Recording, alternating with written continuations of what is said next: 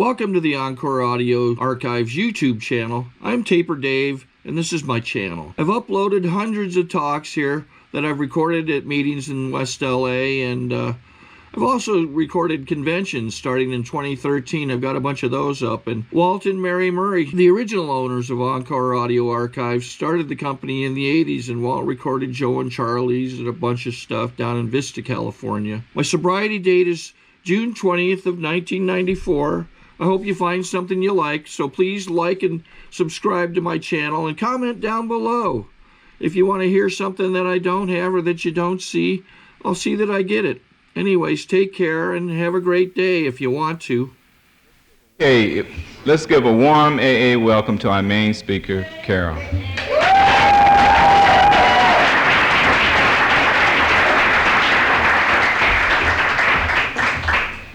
Hi, my name is Carol and I'm an alcoholic. Hi, I want to thank Lila for asking me to come and share my life with you tonight. I'm glad to be here. I don't think I've been in this room for 2 years, and I saw my guys over here, my boyfriends, and it gives me energy to be here. I don't know, this room has a lot of energy in it, and it is also very hot.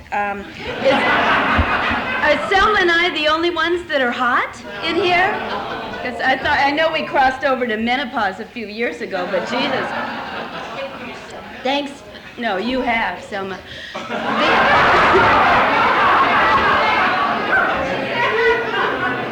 Thanks for the Coke, honey. I love Alcoholics Anonymous, and I love my life, and my life is a result of Alcoholics Anonymous. And this being in this program and knowing a lot of you and having you, like Pat said, touch your heart. A lot of you know who you are that have touched my heart and been in my life. And my life has gotten to the point now that it is very, very busy and very hectic and chaotic. And it surprises me and it makes me laugh, because I remember years ago doing all that drinking and doing all that stuff and being so frightened to go anywhere, to do anything, to go out in the world, not able to drive a car, walk anywhere, be any place alone. And I was so scared that they would someday, I would just die and they would bury me and they'd say, there she is.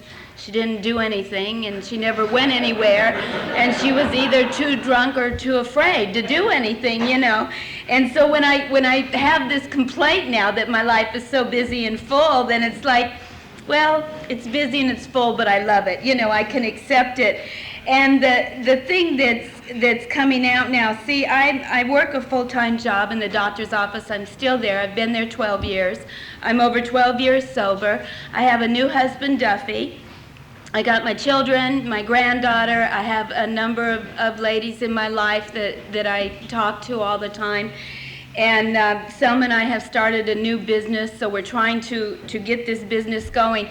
Now, you talk to other people, because I have other people in my life that aren't on the program, and the first thing they tell you is you can cut down on those meetings. You can cut down on speaking. You don't need to speak all the time, which I don't do anymore. And you don't need to sponsor all those people. They have no idea. They have no idea that this is where I come to. This is what I need. I don't need to cut down on AA. I can handle AA. I know how to do meetings. I know how to come here and listen and get filled up. I know how to come here and remember what it used to be like, because I still need to do that. It's that life out there I can't handle. It's that chaos and those people and all that stuff that's going on, and me constantly trying to fit in and say, here I am, I'm a human being, and I want to try this thing because you gave me the courage to go out and live and to try this thing. Alcoholics Anonymous is where I need to be. And I'm going to tell you a little secret that I just learned. Duffy's insane, but you can't talk to him. I talk to him, and he is not one of us. He doesn't give the answer. He tells me sometimes what I say is wrong. I say, no, it's not wrong. It's the way I feel. It's me. I can come in here and talk to you, and you nod your head and you know exactly what I'm saying. And sometimes I don't even have the words for what I'm feeling. But Alcoholics Anonymous is where I need to be. Alcoholics Anonymous is what I need to keep consistent in my life, or I don't have a life. And I know that. I absolutely know that. Now I'm going to tell you how healthy and well I am. I've not smoked a cigarette in 4 years. Hold the applause, because a few weeks ago, Duffy and I crammed ourselves into his car, and we went to Vegas. And have you been to Vegas? This is only my second time. It's a boring drive, a very boring drive, and he was getting on my nerves, and I think I was getting on his nerves. So somehow I didn't know how to get back on the freeway, and I guess that was my job, but I didn't really take it serious. That I was really kind of reading a book and relaxing and trying not to know where I was. So we had this huge argument. I told him that when I got to Vegas, this is how I deal. I told you I'm not totally healthy. When I get to Vegas, I'm flying home and I'm getting divorced. And he's driving, we're yelling and screaming. We pull into one of those, right by the casino, one of those little places where you get Cokes and stuff. Walked in. He went to one aisle, I went to the other aisle. He bought a pack of cigarettes and those matches. I went to this aisle, I got a pack of cigarettes and one of those dinosaur lighters. And we walked outside, lit our cigarettes and smoked. And that's the way we dealt with that argument. We smoked 2 packs of cigarettes for that weekend. Both of us had quit, you know. So I figured, the way I figured is that I would continue smoking secretly. You know, I wasn't going to come back here and smoke in front of you. I would do it quietly in my house. Duffy knew that you guys would kill him for allowing that, so he threw the cigarettes away on Sunday morning, so I haven't had a cigarette for a few days. All right, so that's me, so now we'll get down to how I ended up being like this. I never really thought much about alcohol as a little kid or as a teenager or anything like that. You know, I was in the drill team, I had pom-poms, I marched in the band, you know, I wasn't in with the kids that really partied. And I had this guy, this boyfriend, you know, this love of my life. He was on a pedestal, he was Tommy, he was great, I loved him, I adored him, I put him on the pedestal and I kept him there. Of course, he was the only boyfriend I ever had, but that didn't matter. He was the only one that was interested, I think. But the night we graduated, you know, I say to Selma every once in a while too, do you ever remember your mother saying to you, in order to get, ladies, I'm talking to you, in order to get along in life, in order to be something, in order to stand head to toe or whatever it is with other women in the world, you need a man? I don't remember my mother giving me that message, but I got that message somehow. I don't know if it's because I watched Cinderella or what, but I knew that if I wanted to be anything in life, I needed to have a boyfriend. I needed to have, and I had Tommy was there, so that was going to make me okay for the rest of my life. I would settle down, be married, and have Tommy. I think Tommy had other ideas, but that didn't matter. The night we graduated from high school is the first time I had alcohol. I had vodka out of the bottle. I was always, as long as I can ever remember, I was shy and I was scared. And I don't know what I was scared of. I was just scared. I think I was scared, now that I really look back on it, I think I was scared of making a mistake, of saying something that wasn't appropriate, making a fool of myself. I still worry about making a fool of myself, but as you can tell, not quite as much. But we had that vodka, and I drank that drink, and the magic happened to me, what alcohol did for me. It changed me instantly into another person.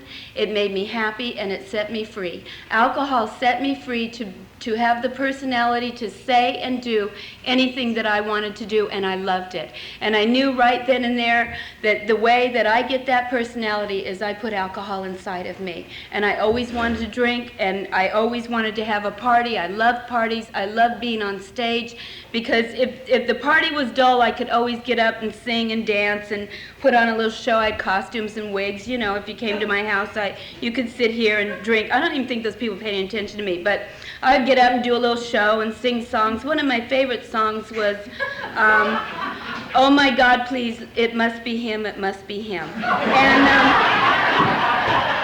I would put the phone on the floor, and I would hide in the other room, and I would put the record on, and then as it started to play, I would run into the room and leap for the phone and then grab it like this. And that was one of my favorite acts that I did. I didn't need a costume for that one. But Tommy and I got married. We settled down into what was considered a married life for us, which meant that he went and did whatever he wanted, and I stayed home. And I didn't know how to deal with that. And I just got more, you know, it's so hard sometimes to put into words what happened to me over 17 years. I got more and more frightened. I got more and more afraid. And I started to withdraw into a shell, into a scared, frightened lady, scared, frightened little child. And the only time I wasn't frightened is when I drank. And I didn't know how to express my feelings. Tommy was critical. I always say he was critical, but then I see how I talk to myself, even to this day. Even though you've taught me to love myself, and I do love myself a lot more, I still say to myself, you are too fat, you're too ugly, you're too stupid, you can't do that kind of stuff. So I have Tommy saying it here, and I have me agreeing. And I just got more and more scared and more shut down. Tommy would go out and come home at 4 in the morning, so that to me didn't seem right. And I didn't know how to say anything or change it. I didn't know how to change it. You know, I learned in this program, you don't change anything, you change yourself. What I should have done, if I had the knowledge that I've learned from you people, from Alcoholics Anonymous, is I should have never married him. But here I was, and he was mine, and he was a man, and I was going to stay in this marriage no matter what, and I had these children, and Tommy was a gardener, and he worked where the Manson murders occurred, and he was the last one to see Sharon Tate alive. So along with being frightened, being critical, and being scared, and only feeling good when I drank, I got a group of people that were after me. The one group was the Manson family, the other was the Zodiac killer, and the hippies were poisoning my food. So I couldn't really go anywhere or do anything. I had ceased really existing in the world for a long time. And I had this baby, my second child, and I had a nervous breakdown, and I started to come out of that. And then Tommy left me. He met another woman he fell in love with. I couldn't understand. I lost my little coin. Oh, here it is. I couldn't understand how he could fall in love with another woman, you know, when I was so perfect. The house was so clean, the dinners were made, you know, and all this stuff, and he had gone out and done this.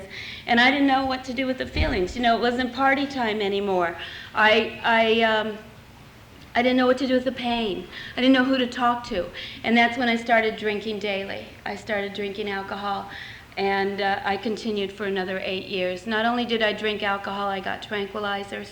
And Tommy, I think they turned out his lights or something. I don't know what they did to him. But he came back. So here I was. I won the prize. And now we're going to be together. And we stayed together another 8 years. I don't know a lot about those 8 years. I remember that through alcohol and drugs, my world got smaller. My world got more and more frightening. There wasn't any place that I felt safe. There wasn't anything that I could do. I could never be left alone. My mother drove me to and from work and to the market. I had no friends. I had no social life. I could not hug my children. I wanted them to grow up strong and not be like me and not live like me. I couldn't believe in God because my life, I believed, was a punishment or a karma for something I had done wrong.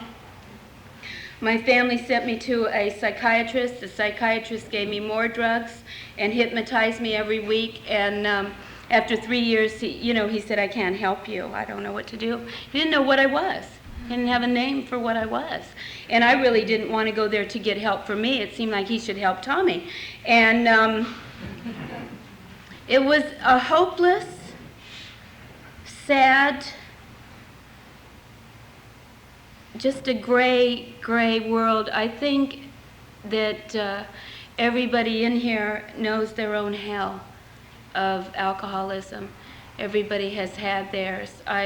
My sister is an addict, and Debbie and I, my friend Debbie, tried to take her down a couple weeks ago because she is now harassing my parents, and we took her down to County General and stayed there 5 hours with her and got her admitted.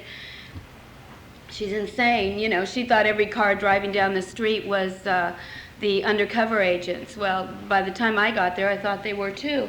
And Debbie, who was absolutely, she was 12-stepping everybody in County Hospital, and she ended up having a meeting in the hall back there by where they're bringing the gang members in.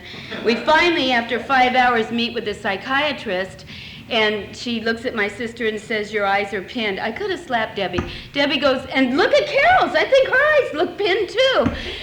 I said, Debbie, I think it got to the point that they didn't know which one of us was insane, but my sister got out. She ended up in Clare yesterday. I got her into Clare, and I went there to visit her last night, and she said, do you think that I need mental help? And I said, yes. I think that you're insane. I think our second step talks about, only a power greater than us can restore us to sanity. That means we were insane. I said, Sandy, anybody that doesn't want to get loaded and goes out and keeps shooting needles in their arms, or goes out and keeps taking a drink every day when they tell themselves they're not going to do that, that's insanity. When you get up in the morning, you tell yourself you're not going to get drunk, and you end up getting drunk that night. That's exactly what I did. And it was such a merry-go-round. Finally, Tommy left again. He got another little lady, and he was off and running, and they repossessed the car, and they were turning the lights out, and I didn't have any money. I didn't have anything going for me. And I remembered somewhere on a Tuesday night, after I had been drunk and done everything I didn't want to do again and again and again, that they had told me this man that I knew, Ethan, had come to Alcoholics Anonymous, and that he had gotten sober here. He'd stopped drinking, and I knew that he needed to stop drinking, and his wife had gone to Al-Anon, and their life had changed in 5 years. And that night I called these people and told them that I couldn't stop drinking. I didn't know what was wrong with me. Every promise that I made, I broke. Every vow that I took in the morning, I broke. Every day I said I would not get drunk, I would not drink, and every day I gave myself permission to drink one more time. And every night I got drunk. And they said they'd pick me up the next day, and they took me to the Marina Center on Washington Boulevard on a Wednesday night. And I couldn't understand that the people in the room were sober. I couldn't understand that I needed to drink. I needed to take pills. I couldn't understand that if they had that need, they could be in that room and not be scared, not be frightened, and be able to live and exist and function and talk without booze and pills. I could not understand that, but they said it was true, and I believed them. And it was the first amount of hope that I had had in my life in many, many years. And so I started going to that meeting once a week. My dad would take me, drop me off. He thought it was another, he didn't know what was going on with me. And my sponsor would drive me home. And I can't say that in the first year of sobriety, I remember going through a lot of physical things. I remember telling Diana that I had spiders in my bed, that I itched all the time at night. And I was spraying the house, bombing the house constantly for these spiders. And she just kept telling me, it's okay, keep doing that. She didn't tell me that it was any type of withdrawal. I don't know if she thought it may have frightened me. I had terrible headaches, and my vision was bad, and my hand shook for many years. But I was so happy to be sober. I was so proud that I wasn't drinking anymore and I wasn't drunk, and that's all that had changed in my life. I still had the feelings and all that stuff going on, but I wasn't drunk anymore. I was a sober lady. Now, it has taken me, this isn't going to be really good and encouraging, but it has taken me 12 years to get to the point that I buy cigarettes in Vegas. Ignore that part. Ignore that part. My life has totally changed. You know, my children that didn't like me or didn't want to talk to me when I got here, it took 6 years to make that relationship what it is today. And they're my friends. And that when Amy had my oldest daughter, she didn't think I liked her because I never paid her any attention. And when she had her baby, she wanted me in the room. And that I got to watch, the first baby I ever really seen born was my first granddaughter, my only granddaughter, right now. And that I get to listen to Emily and have her come sleep over and play with me. And I get to make up what I lost with my own kids, with my granddaughter. When she says, I want to come to Grandma's beach. My daughter Sabrina started drinking at 13, and she drank alcoholically, and it broke my heart because I thought it was my fault. And I didn't look at her drinking as a disease. I looked at it as my own guilt for not paying attention to her and even going to too many meetings and not being around to raise my child. And I couldn't let go and let God. I could not do that. And finally it took about 3 years, and I knew that it was my sobriety or hers. And Sabrina didn't get sober right away after that, but she is sober, and this July 5th she had 5 years of sobriety. She's such a beautiful, beautiful flower. And she's just beginning to see that at 5 years of sobriety. She doesn't see that in herself. But that awakening is coming because of these rooms and the things that she's learning here, and the tools that you give us for life, you know, that I never gave to them, that I never had, you know.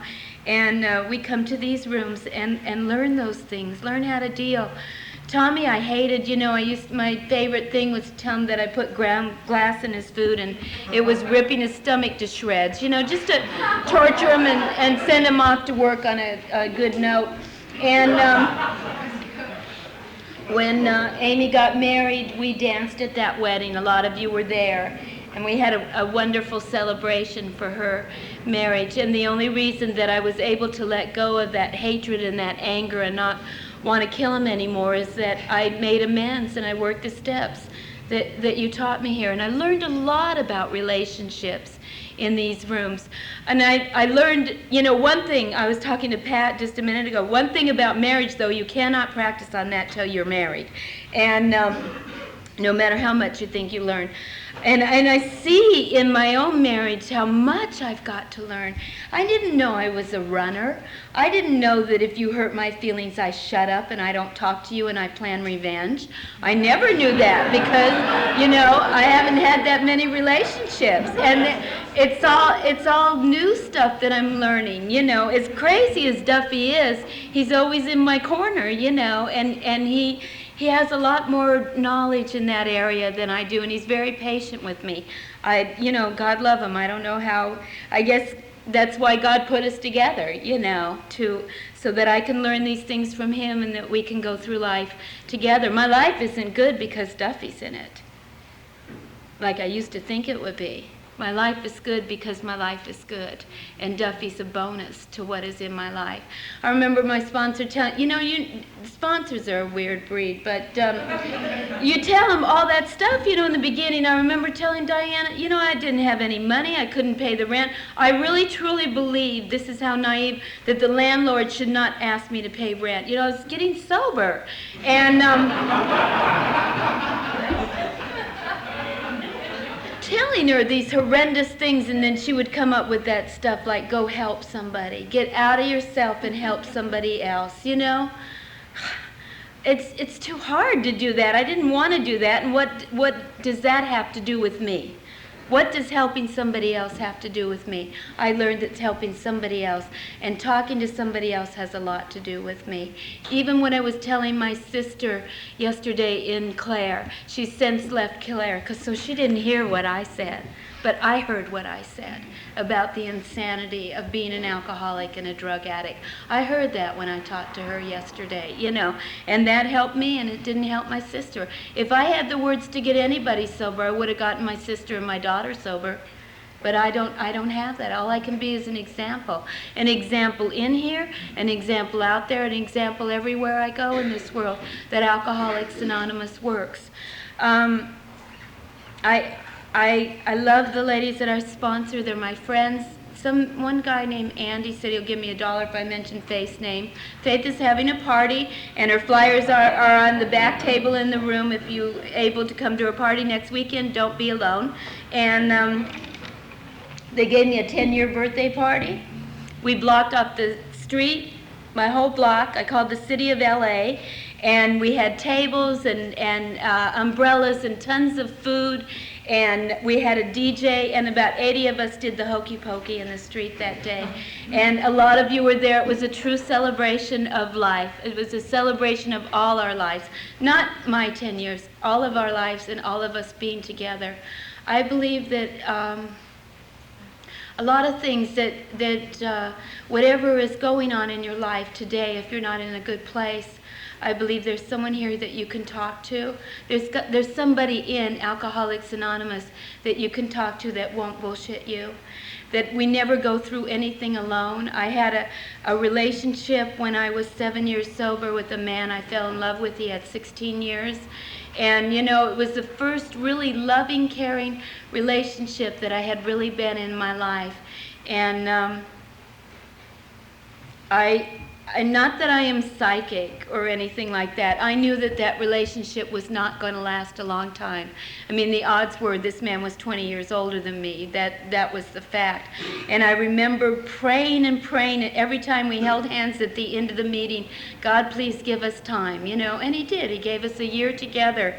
And when Paul died suddenly of a heart attack, I was never alone. I had you people here. A lot of ladies at my house all the time, calling me, bringing me food, taking care of me, showing me what to do to plan the memorial service, and it made me realize how really lucky we are to have each other in these rooms, that we don't have to really go through anything alone, that there's always somebody to talk to and share not only our sorrows but our happiness too. You know, I have so many people that were happy when I met Duffy and was going to get married. My friend Pat gave me a shower. We had a naked man at the shower. I have the video. You should hear these ladies scream like they've never seen buns in their life. But it was so much fun. It was a celebration, you know. I went through a lot of depression and sadness after Paul died. It was a very hard time for me to have what you think is a dream and something that you wanted, and to have that love and that companionship and that relationship and have it ripped away just like that. And it left me. I remember calling Hank, my friend Hank Johnson, and saying, I feel hopeless, you know, and Hank had lost his wife. So he would come and he would talk to me, would take me to dinner and take me to coffee, and we would talk about what I was feeling, because he knew what I was talking about without me saying the words. You know, that's what I mean about the relationship that we have with each other. Sometimes we can't say the words. We just know what the other person is going through. I remember that my friend Jeannie had given me a book, and I started to read that book after Paul died, and the first lines in it were, you know, if you're waiting for time to heal, time only passes. And you need to get into action. And I really believe that our program is a lot of action. Not that we don't have things going on in our life. We always do. And I guess we always will. But that stuff you can't change. But it's what you do about it that matters. It's the action that you take. Even if the action is only just calling somebody and saying, I called Selma this week. I can't talk at work. She can't talk at work. We both work for doctors, but I just called her and I said, I'm not happy today. And she said, no, I'm sorry. She said, but I love you. And that's all I needed to know. That's okay. This was an okay day. I had a few minutes to put in that call. Selma knew exactly what I meant. It didn't matter if I called her or, you know, anybody else in Alcoholics Anonymous. Coming through that depression after Paul, I really believed that I would live the rest of my life alone. That was fine. I had good terms on that. There wasn't a problem with that. And that I would really just kind of continue the way I was. And it was such a surprise to me to go out with this man from the doctor's office that had asked me out for many years. And, you know, the timing wasn't right. And I wouldn't go. And finally I said I'd go. Really, he had that Benny Goodman music, and I like that stuff. So I really just went to hear the music. But I had a great time. And he was a kind, loving man. And I was surprised because I really thought only the kind, loving men are in Alcoholics Anonymous. But we dated for a little while, and I moved in right away. And 6 months later, on the day after Thanksgiving, and I picked that day because of the things that we had to be grateful for in our life. We were married in my brother's living room. My brother is a minister, and he performed the ceremony. This November, we'll have 2 years of marriage, you know, and even though we yell and scream in the car, and I don't know how to do relationships, and we buy cigarettes and throw them away, you know, I'm madly in love with my husband, and I love that I get the opportunity.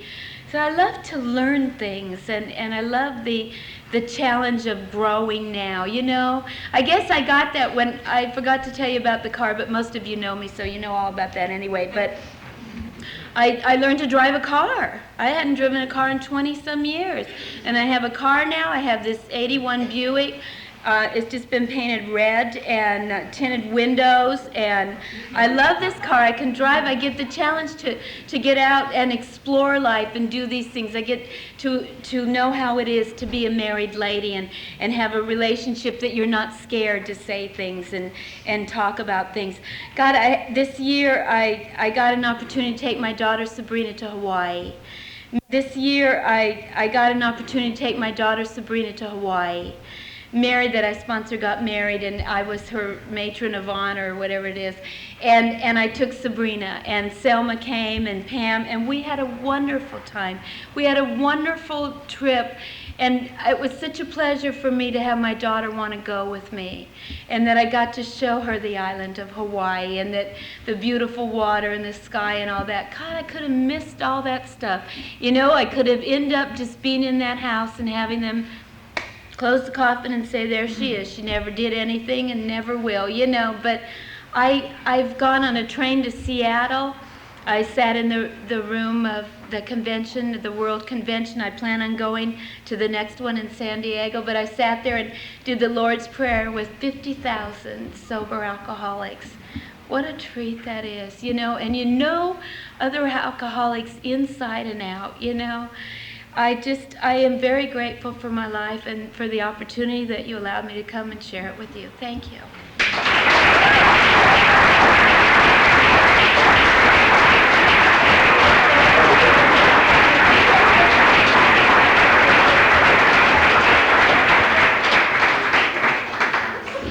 Sorry to interrupt your viewing. Taper Dave here. Just wanted to take a second to ask you to like and subscribe to my channel. Let me know if you like what you're listening. I've got some very good talks here, and this one's a great one. Just curious, do you think this is better than Zoom? Tell me what you think.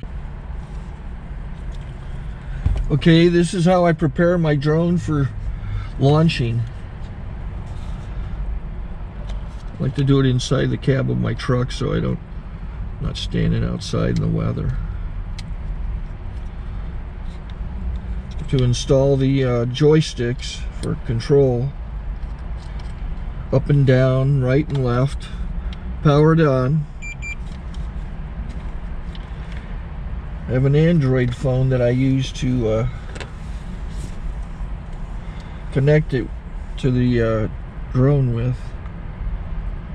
And it's actually controlled through the iPhone, through an app. Oops, wrong way. It's actually controlled through the iPhone, or through this Android phone, through the app. It's actually controlled through the Android phone through an app, and you connect it through this short connection right here.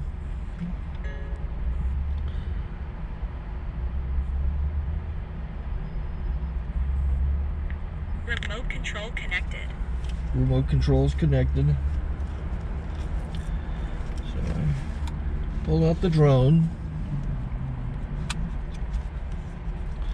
I have to extend the legs. Long legs extended first, then the short legs. Remove the gimbal protector. Set that aside, then power it on one short burst, then one long burst. I lay it down. So I have to go to calibrate. So the drone's not connected yet. It shows you here as this drone gets disconnected, even though the remote's powered on. So the drone has to establish it's connected. So I go into the app to calibration mode. First I'll calibrate the remote controller. Start calibration. Out, in, oop, out, in, up, down, and then this little wheel is to control the gimbal. So it's calibrated. Go to gimbal calibration, start calibration, and then it calibrates the gimbal. I don't know if that shows up. The gimbal's moving all over the place. Changes, you can see it on the video. And I'm calibrated to take off. It's acquired 7 satellites at the moment. There are 26 satellites up in the sky, which it has to acquire before you can take off. So it's connected. It's got enough satellites. This is white. I can go to press this little arrow button, swipe right to take off, and it would start the motors if I slid this to the right. But I'll wait till I get outside. Don't want to do it inside.